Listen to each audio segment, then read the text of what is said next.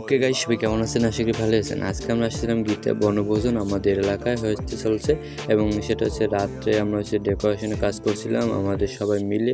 আমরা যে গীতা বোর্ডের যারা যারা টুইতে আসি কমিটিতে, এবং যারা এখানে করি, যারা অনুষ্ঠানটা পরিচালনা করে, তারপর আমরা ডেকোরেশনের কাজ আগে থেকে করা হয়ে গিয়েছিলো, আমরাই করছিলাম। এবং আমরা আসছিলাম রাত্রে একটু বিভিন্ন ধরনের ডেকোরেশনের কাজ বা ইভেন্ট করার জন্য। এবং আমাদের ম্যাক্সিমাম সব কিছু হয়ে গেছে, এবং বেলুন বা বিভিন্ন জিনিসপত্র আমরা করেছি, টানাইছি। আমাদের লগে আর অনেক লোক ছিল, তাদের সহযোগিতায় আমাদের অনুষ্ঠানটা পরিচালনা ভালোভাবে করতে পেরেছি।